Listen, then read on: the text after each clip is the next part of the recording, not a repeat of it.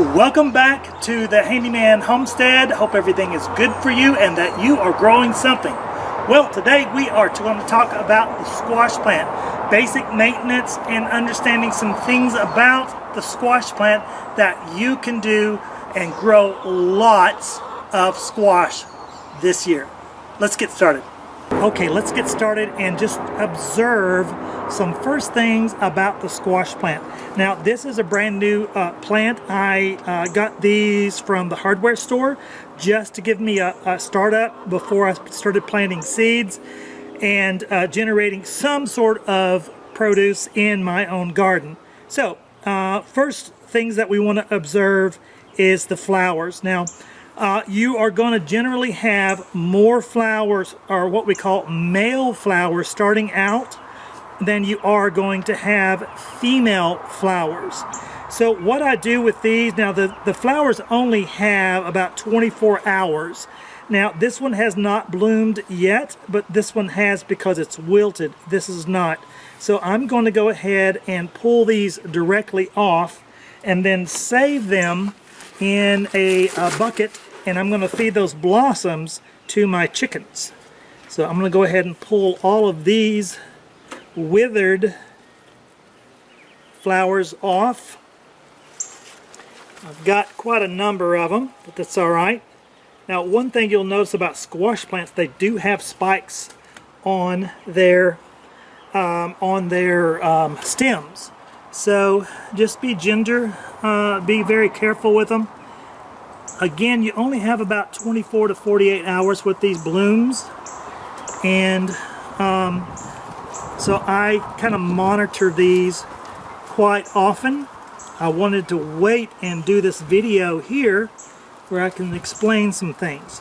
Okay, so the next thing is you want to make sure that you don't put any of this, what I call black mulch. This is dyed black, and this mulch comes literally from pallets that no telling where they have been and what's been on them. They've been dyed, treated, and everything like this. And this is one of the learning curve for me. I didn't know that you were not supposed to put it in here. I thought it would be great contrast and whatever, but I'm going to take these out in just a bit. The next thing is you don't want any dead leaves or anything touching the ground. Now, most of your insects do not like to travel up a stalk, and they prefer to follow up on or climb up on, let's say, fruit and anything that would allow them to get in there. Now, you can't really pull without damaging, so I'm going to take care of this leaf right here. Just go ahead and clip it. Take care of some of these tendrils that are coming here.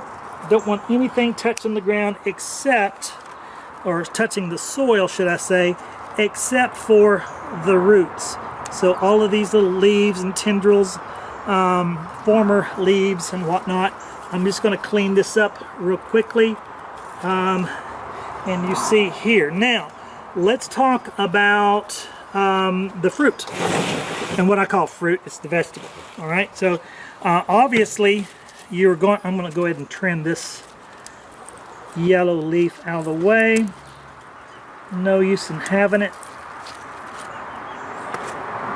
Now, this is, of course, a female bloom, and you can see the bloom still sticking off the end of it, and that was fertilized by the male.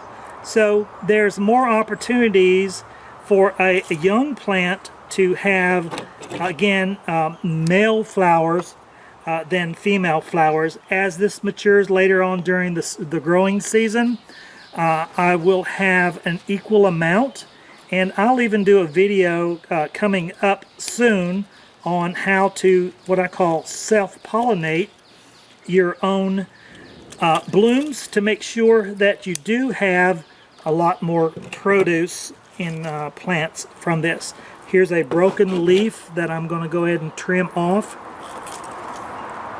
Discard that. All of these dry leaves down here below Just trim that off as well, all the way around. Now, for some reason, I do have a, let me adjust this real quick. Now, for some reason, this did not go as desired. So this is a female bloom, and I'm just going to go ahead and toss it. It's withered, no use in having the plant expend its energy back into the plant. So I do have a number of blooms. What you want to do on your squash plants, zucchini, cucumbers, all of my squashes, I have several different kinds. These are straight necks, I have crooked necks. I do have some spaghetti squash. They're all pretty much the same. You want to expose as much of the flowers as you can, cutting back on some of the leaves, not all of them of course, but some of them to expose the flowers. And the reason you want to do that is to attract pollinators. So either you can do it the hard way, is by pollinating them yourself, or you can just rely on the pollinators that will come. When they see these bright yellow, they'll know to come back often and do their magic on this as well. So this is the conclusion of how to take care, basic maintenance on a squash plant. Alright friends, thank you so much for coming to my channel and watching my video today. I appreciate the love and the comments and the sharing that you do. Thanks for being faithful. Make sure you subscribe, ring the bell to make sure that you get every video that I put up, and hopefully you've learned something today. If you have insight, you want to share something with me, please leave a comment. I will respond to all comments. I'm very active on my own channel, and I want to make sure that we do have that conversation that's needed, because you may share some things that I need to know to better my gardening experience.